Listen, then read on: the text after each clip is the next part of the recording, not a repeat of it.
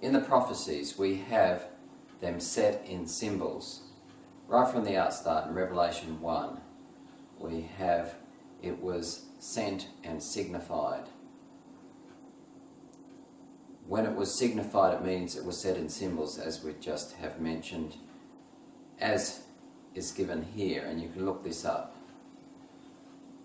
The beasts, the heads, the horns, represent the nations, the kingdoms, the kings, and so we have clearly spoken to the prophet by the angel that which is represented. A picture is described, and this is a symbol of, for example, nations or waters as people, and the references are given. I call this pictures for dummies. If you really want to know, it's there for the knowing. A lot of people say they cannot understand Revelation. For one thing, they have to understand and research a little bit in the book concerning what the symbols represent, and they can be found, so when you come to each section you can write that down so you can remember it.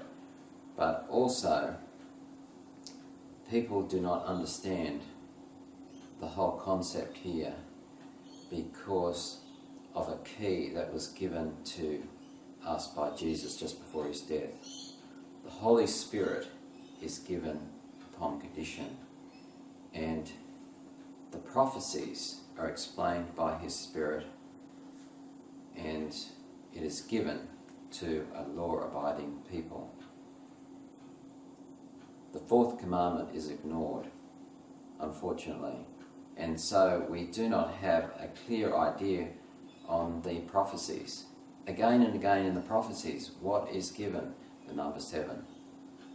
And right in the middle of Revelation, we have this call to worship, and it, in another way, in another description, it's calling us back to that fourth commandment as given in Revelation 14. These are the people. It surrounds the law, the only thing written with the finger of God. So we have the prophecies that surround the character or the law of God as he gave it to us. Here is the lion that represents nation of Babylon, the first beast, the king of the beasts, given on their walls, on the Ishtar gate, not too hard to understand. And so it keeps on going through the nations. First it starts out as the image of a man, so simply put, this image to represent the nations that would rule in the kingdoms of men. And then this again is expanded upon and represented as the beasts, and from this fourth beast comes this little horn power, the smallest power on the earth.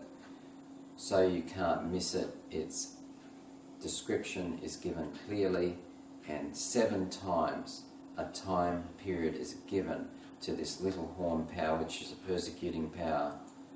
Pictures for dummies. Here again are those beasts.